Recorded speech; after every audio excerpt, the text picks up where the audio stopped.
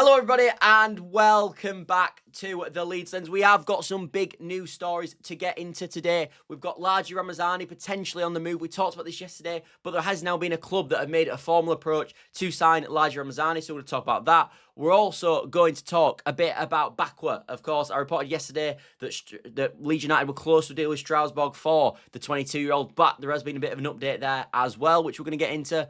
We're also going to talk about a potential injury for Tanaka, which would be an absolute disaster, but there has been a bit of a story about there. Some quotes from Farke's press conference that potentially were missed by a few people, but I've found hand picked up on, so we'll talk about that because that would be an absolute nightmare, wouldn't it, if Tanaka's injured.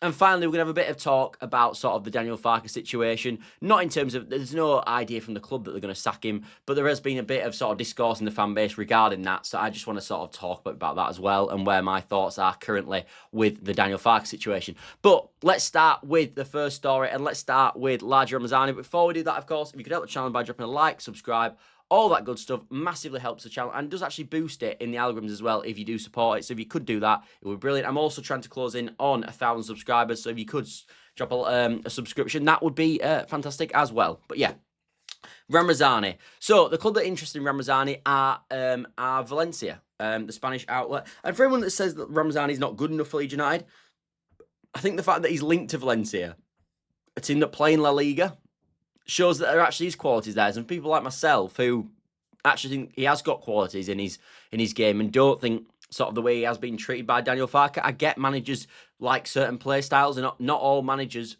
Some players are good for some managers, and some players are good for other managers, and we've got to understand that. But with Ramazani, I do genuinely think that we are potentially going to be making a huge error here.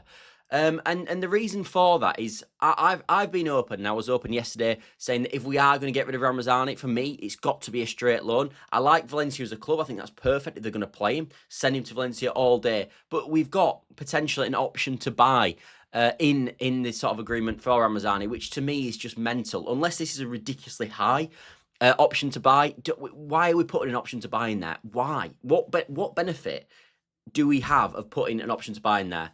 It's basically the story is that Sacha Giovoli said that Leeds United Valencia have open talks with Leeds United to sign Largie Ramazani on loan with an option to buy. And basically, the current sort of predicament is that they're willing to pay all his wages, but Leeds United are not. Will also want a loan fee, which is totally bang on. We should be asking for a loan fee for sure. Every single player basically goes on loan now has a loan fee. I mean, some of the loan fees are ridiculous. So yeah, we need a loan fee for sure. But yeah, we also do not need an option to buy in there. An option to buy should not be in this agreement whatsoever, unless it's like sort of 25 million quid. And if it's 25 million quid, why is the option to buy in there anyway? There's no point. I'm telling you for a fact, people, if there's an option to buy in there, it will be less than £10 million. And people are going to probably shout and scream and say, I'm wrong. Just wait. I am promising you, it will not be more than 15 million for sure. And for me, like I said yesterday, my opinion on Ramazani is, we need to send him out on loan, get him playing time, get him into a top 5 league, let him show what he can do, which I think a lot of Leeds fans think he's got a lot of capabilities and can show a lot of things to do.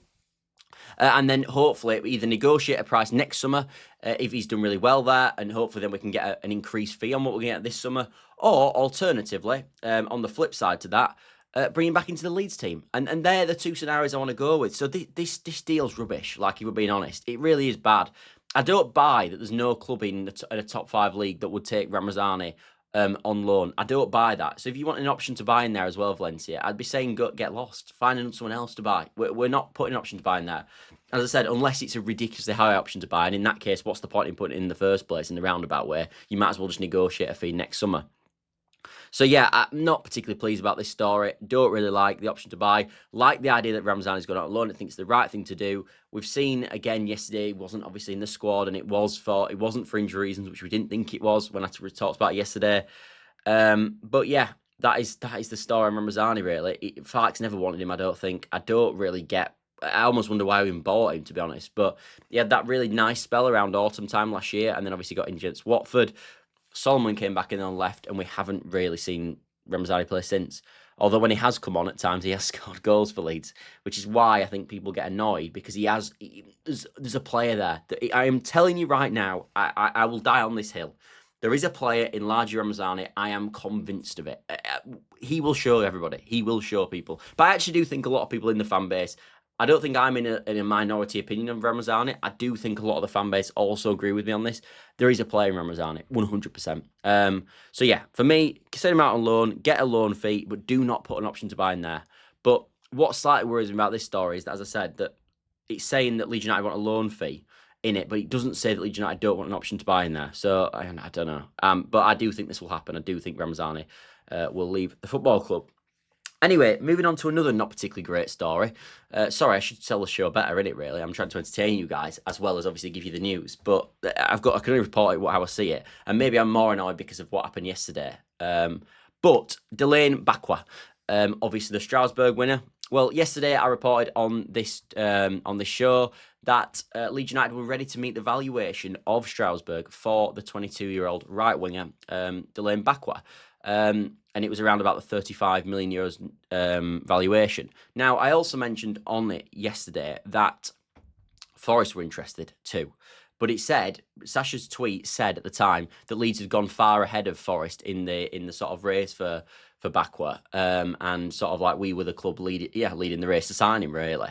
Well, there was an update last night after the game, about midnight, from Sasha again, re-reporting the story, now suggesting that Forest are actually starting to catch up to Leeds United in the race. We know where this is going, don't we, people? I don't know. Maybe I'm trying not to be biased on this show, and whenever I always write my notes and decide how I'm going to look at different things, and I don't just do it off the cuff. And I was like, when I was writing, I was thinking, am I still just frustrated by yesterday, and that's why I'm saying this, or is it what I actually think? And I do think this, so I am going to say it. I think we're being used on Bakqua, you know. I think we're probably being used, and I thought, and it's happened. The reason I say it is the same journalist that did it with Khannouss. Apparently, we were willing to meet the £24.5 million, which it was at the time, release clause of Khannouss. Sasha Tiavola said it. Santi FM said it. Then we heard nothing. We heard, I think, Beren Cross said that we were interested before that in Khannouss, and that was it. I think with the Khannouss deal, we were used to get other clubs involved for the Khannouss deal. I think basically Sasha and Santi FM in that case were working with Khannouss's agent, which I've looked into this morning, and they're not the same agent, but we're working with the agent of Khannouss. And the Khannouss agent said, put out a story saying Leeds United are going to sign Khannouss. Because what does that cause? If Leeds United are going to sign Khannouss, every club that is interested in Khannouss pipes their ears and goes, right, we need to act on this Khannouss deal, because if we don't, he's off to Leeds United. And my worry is, with this Bakqua situation, I feel it might be happening again. That is what I honestly feel. I would love Bakqua. At the time, I would have loved Khannouss. I'm not sure on Khannouss now, but I would have loved him at the time. Bakqua, I really like the sign of. I think he'd be fantastic for Leeds.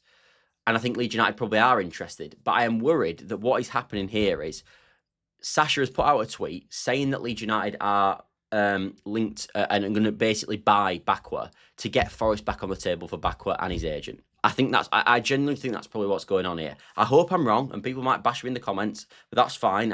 I'm here to give my opinion on things, and you guys can have your opinions, of course.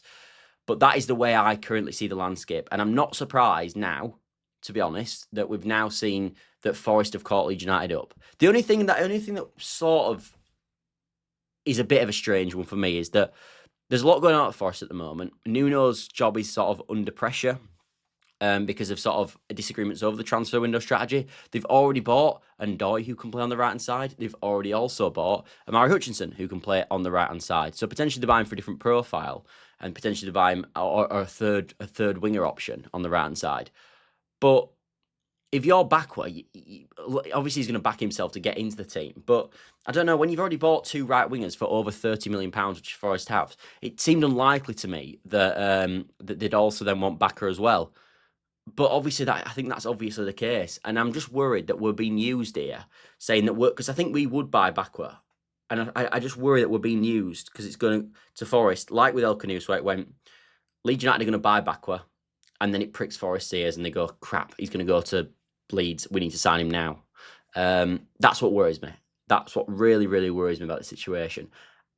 I think we're almost awaiting another update from Leeds United regarding Bakqua, potentially from Sasha or from Beren Cross or someone in the Leeds end, ideally, to see what the actual situation is here. But I do think, and we've seen Cross mention Bakqua already this transfer window, so I do think Leeds United are interested. I just think we're being used by Bakqua and his people to get Forest on the table again. And I really, really hope I'm wrong, and I really, really do. And as I said, I thought about it before I said that this morning. It was like, is that what actually happened, or is it just the Arsenal game that's winding me up? Because I'm not totally wound up by the Arsenal game for the record, but I must admit, at full time, I was absolutely fine. And the more it's gone on, I'm getting more and more wound up about it, if I'm being totally honest. And there's a few reasons for that, which I'm going to mention later in the video. But yeah, that is the situation by Bakqua. Basically, Leeds were massively leading the race on it, and Forest have now pushed a bit closer and are getting closer to the signature again. It does say that Leeds United is still ahead, by the way, but I don't know. I'm a bit worried. Let's hope I'm wrong, eh? Let's hope I am wrong. Anyway, moving on to the Tanaka situation. Now, Daniel Farke said after the game, after tackling the first half, he had problems with his MCL. He kept going, and I hope it's not too bad. It's normally positive that he could play further on, but we'll need to assess him. Sorry, I was just wanting to read that quote exactly. That's why I was looking over at the screen. But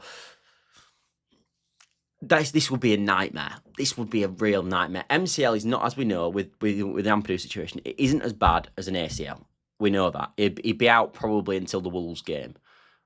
But he's so important to this Leeds United team, Tanaka. He really is. He's absolutely instrumental in this Leeds United team.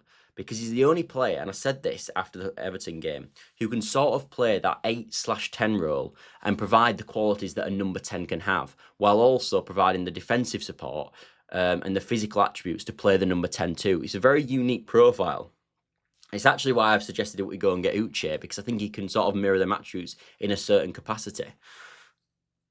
But Tanaka, Tanaka, this worries me massively. I hope it's fine, and I hope there's nothing in it. But if we throw him out of the midfield as well, we are definitely going to have to play Gruev in the midfield then. There's no way around it, because Ampadu will then be injured and Tanaka will be injured. And our only three midfielders left, except Aronson, who isn't going to play in the 10, it'd be a midfield three of Stach, Tanaka and Gruev. That would be the only, not Tanaka, Stach, Longstaff, Gruev. That would be the only midfield we could play, which does worry me massively, because I just don't, it's just missing a lot of key attributes in the team. Because that's the thing with the Leeds United setup at the moment. If Tanaka goes down and is injured, we do not have anybody else that can mirror his attributes in this Leeds United side. And I think it's probably the same with Ampadu, which is why when Ampadu was out of the team yesterday, Gruev tries to do that role, but just isn't good enough to play it. And I think we saw that yesterday as well. But yeah, that's the update on Tanaka. He's potentially got an MCL injury. Fingers crossed that he doesn't, because I think he was probably our best player, potentially yesterday, but he was definitely our best player, I think, against Everton. But yeah, Ayo Tanaka, let's hope he's okay. Moving on to this situation. Now, this isn't news as such. It's sort of it is news in a way, but it's covering fan reaction to the game yesterday. And it's probably just a loud minority, but it is annoying. It's just annoying. And look, first of all, before I want to say this, people are entitled to have their opinions. Of course they are. As long as it's not threatening or abusive or any of that, you can say what you want. I get that's absolutely fine. But this idea that we should sack Daniel Farke because of last night's performance is really annoying me. It's just annoying. What are you on about? I always try to understand where people are coming from. And I get people, even after the Southampton game last season, the year before, when we got lost in the playoff final, that went, that wasn't good enough, and he should lose his job for not getting that Leeds team promoted.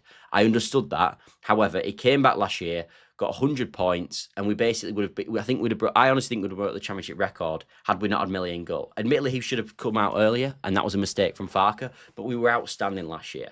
He also, by the way, Daniel Farke, did an outstanding coaching job on Monday night against Everton, which no one's really mentioned, by the way. I haven't seen it. Maybe I'm missing content and missing the sort of what people are saying online. But Daniel Farke coached an unbelievable performance on Monday night, in my opinion. He got it bang on. He absolutely schooled Moyes on the touchline. His subs were brilliant. The press was brilliant, really structured. Everything was really good. Yes, he made mistakes yesterday. He should have started Metro up front. He probably shouldn't have played Gruev midfield. He probably should have put Stach in the 6, put Longstaff in the 8, and played 3 in midfield. He probably should have played Biol at centre half as well. I think playing your best header of the ball against, obviously, against a really physical Arsenal team probably would have been a good idea looking back. And there was mistakes in there for sure. Potentially the way we tried to build out from the back as well, playing short at times when we nearly got caught, was obviously probably a failure on Daniel Farke's sort of game plan as well. So he made mistakes yesterday. But suggesting he should be sacked because we've lost to Arsenal, having won the first game against Everton, is a complete agenda, in my opinion. It's a complete agenda. In what world are we going to sack Daniel Farke for beating Everton and losing to Arsenal away? With the greatest respect, what planet are you living on? I just can't see a world. And I know I said that people can have their own opinions, and they can, but I don't even understand where you're coming from. What logic is that? And I get, as I said, there is situations where Daniel Farke made mistakes yesterday, 100%, and if them make mistakes continue, and they happen in the Newcastle game, and they're happening in the Fulham game, and then they happen in the Wolves game, and etc., then we can start pointing the finger at Daniel Farke because he isn't learning at that point. But it's his first game back. He still didn't have a proper attack. We still couldn't start Okafor. We still couldn't start the striker he bought. We still haven't got a right winger for him yet. Like, come on. I know you want him. I know you don't like him. I get it. But you've got to give him the benefit of the doubt. And the other thing I don't like is, if you are going to bash him for Arsenal's performance, where was the positivity when he did a really good job against Everton? Where was that? Because you can't have it all one way. It can't be that he's awful all the time, and then when he does well, you don't say anything. You can't have that. And I get criticism from yesterday, but an idea that we should be sacking our manager after the second game, we beat Everton, which was a fantastic result, by the way, because I don't believe that they're going to be in a relegation fight. And then we've lost to Arsenal, probably by a few more goals than we should have done. And now we should sack him. Get off it. Like, honestly, it's just ridiculous. I think that's part of stuff that's winding me up. Like, we need to be with this team this year. We need to be with this team. And the fans were brilliant yesterday because they didn't get on the back of the team. And we can't do that because our best strength this year is unity and everyone being together. You look what's happening at West Ham right now, and the position they're in, because the fans hate the board. It's a really toxic environment. It's doing nothing good for the players. We look at what's happening at Wolves, the same sort of scenario. We can't be that. Our strength has got to be unity. It's got to be that everyone's on board. And it doesn't mean we have to be happy clappers all the time, but we've got to understand that in certain games we're going to get beat, and we're potentially going to get beat heavily. Because we didn't lose yesterday because they weren't trying. We lost yesterday because of lack of quality and a few bad mistakes from players, and potentially a few mistakes from the manager. And the fact that we haven't got our first choice 11 still out there yet, which Arsenal pretty much do, by the way. So I just think we need a bit of context. Because people are going to be like, I genuinely saw comments yesterday saying that we should sack him, and it's just I don't know. But let me know what you think about the Farke situation, because I don't want to bash. I'm trying not to bash people too much, but I just think it's a ridiculous overreaction, and a bit entitled, really. Like, in the greatest respect, I know we shouldn't be being beat 5-0, but they are a good team, Arsenal. So yeah.